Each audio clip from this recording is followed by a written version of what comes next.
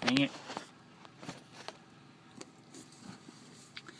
Hey guys, we are in Genesis. We just talked about Noah.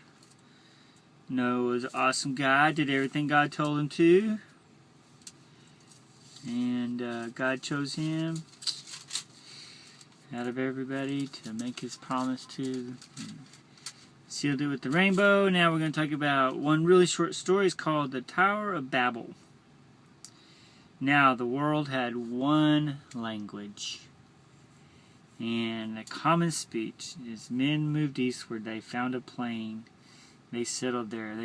They said together, "Come, let us make bricks and bake them thoroughly." They used brick instead of stone and tar for mortar. Then they said, "Come, let us build ourselves a city with a tower that reaches to the heavens, so that we may make a name for ourselves and not be scattered over the face of the whole earth." So they're going to build this big gigantic tower. They all have the same language. Right?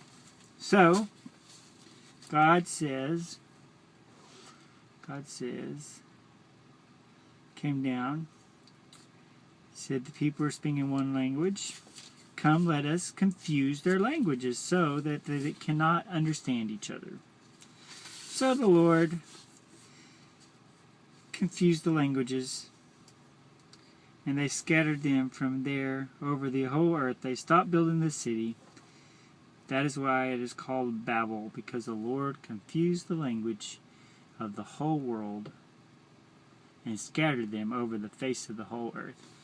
So you get the picture that they all spoke one language, they all joined together in one big city, they were building a big gigantic tower, and God says, this isn't good, we need everybody to be different. So he gave them all different languages, which we know there's thousands of different languages, and so they had to go with the people they spoke the same language, right? So they all went and divided up and moved throughout the whole world. Used to be all here, and now it went all over the place, right? That is the Tower of Babel. I always thought it'd be fun to see the day that they're all building this building, and now they all speak different languages, and how, I don't know, just imagine the conversations that went on, like, okay, we need more bricks up this way. And the guy's like, and he's not understanding what he's saying, so he brings him a hammer. And he's like, no, I didn't want a hammer, I wanted bricks. And he's like, well, you don't have to, in his own language, you don't have to be mad at me, dum-dum. I don't know. Just been fun to see the day that everybody got angry and couldn't understand each other, and they were so frustrated, and they finally hear somebody that speaks their own language, like, they go over there and like, hey, just say it again. Say hammer. Hammer. What is that? That's this right here. Yes, it is. Oh, I love your language. I understand it. Alright, that's it. Super long one tonight. You guys have a good night.